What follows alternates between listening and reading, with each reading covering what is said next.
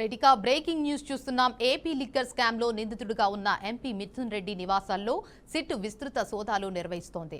హైదరాబాద్, బెంగళూరు, తిరుపతి ప్రాంతాల్లో మిథున్ రెడ్డి ఇళ్లలో, కార్యాలయాల్లో తనిఖీలు చేస్తున్నారు. పీఎల్ఆర్ కంపెనీ లిక్కర్ ముడుపులు అందించబడినట్లు ఆరోపణలు ఉన్న నేపథ్యంలో సిట్ సంబంధిత డాక్యుమెంట్లను సమీక్షిస్తోంది. ఏపీ లిక్కర్ కేసులో A4 నిందితుడిగా ఉన్న మిథున్ రెడ్డి ఇటీవల బెయిల్పై విడుదలైన సంగతి తెలిసిందే. సిట్ దర్యాప్తు కొనసాగుతుండగా మిథున్ రెడ్డిపై సమగ్ర విచారణ జరుపుతోంది.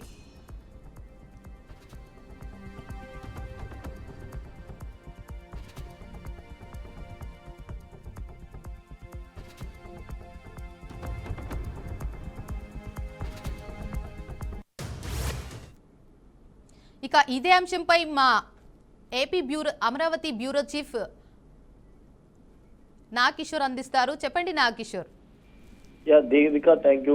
ఏపీ లిక్కర్ స్కామ్ పై దర్యాప్తు వేగం పెరిగింది. సిట్ అధికారులు ఈ ఉదయం నుండి కూడా కీలక దాడులు నిర్వహిస్తా ఉన్నారు. టీడీపీ ప్రభుత్వం ఏర్పాటైన తర్వాత ఏదైతే కల్తీ మద్యం ఉందో గత ప్రభుత్వ హయాంలో జరిగినటువంటి మద్యం అమ్మకాలకు సంబంధించి గతంలో జరిగినటువంటి లావాదేవీలు ఏవైతే ఉన్నాయో వాటి మీద ఇప్పటికే 35 మంది మీద అభియోగ పత్రాలు నమోదు చేయడం జరిగింది. అందులో కొంతమందిని జైలుకు కూడా పంపించడం జరిగింది. తర్వాత ఏదైతే గత ప్రభుత్వంలో ముఖ్య అధికారులుగా పేరున్నటువంటి సీఎంఓలో వాళ్ళని కూడా జైలుకు పంపించడం జరిగింది. ఈ క్రమంలోనే ఇప్పుడు ప్రజెంట్ వైసీపీ ఎంపీగా అదే గతంలో ఎంపీగా పనిచేసినటువంటి మిథున్ రెడ్డి కూడా A4 నిందితుడిగా జైలుకి వెళ్ళడం కూడా జరిగింది. తర్వాత బెయిల్ తీసుకొని బయటకు రావడం జరిగింది. తాజాగా ఈ రోజు చూసుకున్నట్లయితే రాజంపేట వైసీపీ ఎంపీ మిథున్ రెడ్డి ఇళ్ల పైన సిట్ అధికారులు దాడులు చేపట్టారు. హైదరాబాద్, బెంగళూరు, తిరుపతిలోనే ఆయనకు చెందిన నివాసాలు, కార్యాలయాలు, అదేవిధంగా PLR కంపెనీ ఆఫీసుల పైన ఒకేసారి ఏకకాలంలో సోదాలు నిర్వహిస్తా ఉన్నారు.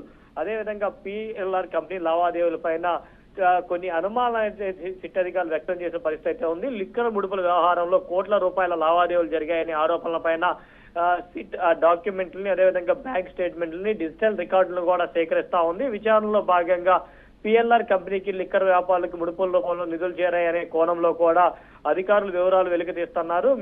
మిథున్ రెడ్డి ఈ కేసులో A4 నిందితుడిగా ఉండి కొద్ది రోజుల క్రితమే బెయిల్పై విడుదలైనప్పటికీ కూడా ఈ రోజు ఆయన ఇళ్లలో సోదాలు జరగడం అనేది అటు రాజకీయంగా సంచలనం రేపుతుందని కూడా చెప్పుకోవచ్చు. సిట్ అధికారులు మిథున్ రెడ్డి కుటుంబ సభ్యులను, అకౌంట్లను కూడా ప్రశ్నిస్తున్నట్లు సమాచారం. అకౌంట్లకు సంబంధించిన వివరాల మీద కుటుంబ సభ్యులను ప్రశ్నిస్తున్నట్లుగా కూడా సమాచారం అందుతా ఉంది. అదేవిధంగా డాక్యుమెంట్లతో పాటు ల్యాప్టాప్లు, మొబైల్ ఫోన్లు, హార్డ్ డిస్కులను కూడా సీజ్ చేసినట్లుగా కూడా మనకి సమాచారం అందుతా ఉంది. సోమవారం ఉదయం ప్రారంభమైన ఈ సోదాలు సాయంత్రం వరకు కొనసాగుతున్నాయి. అమరావతిలో సిట్ ప్రధాన కార్యాలయం వివరాలు సమీక్ష జరుగుతా ఉంది.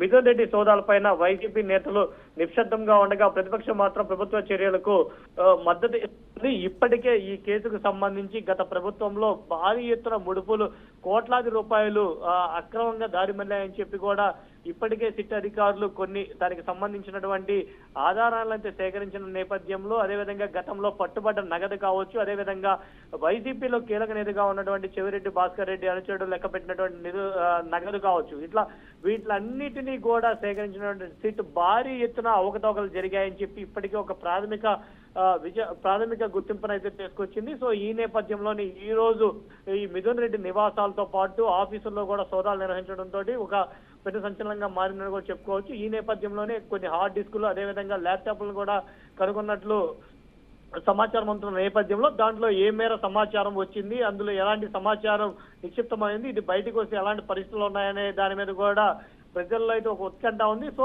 ఏదేమైనా కానీ ఈ అక్రమ మద్యం 2019 నుంచి 2024 వరకు ప్రైవేటు లిక్కర్ షాపులు లేకుండా ఓన్లీ గవర్నమెంట్ మాత్రమే వ్యాపార లావాదేవీలు నిర్వహించింది. అక్కడ డిజిటల్ పేమెంట్స్ కూడా లేకుండా ఓన్లీ క్యాష్ రూపంలోనే పేమెంట్ నిర్వహించింది. సో ఇదంతా కూడా దారి మళ్లిందన్న ఆరోపణలో ఈ కల్తీ మద్య వ్యవహారం, ఏదైతే అక్రమ మద్య వ్యవహారం ఉందో ఇది ఎటు దారి మళ్లుతుందని ప్రజలైతే ఉత్కంఠగా ఎదురు చూస్తున్న పరిస్థితి అయితే ఆంధ్రప్రదేశ్ రాష్ట్రంలో ఉంది. Devika, right, thank you for the update నాకిషోర్.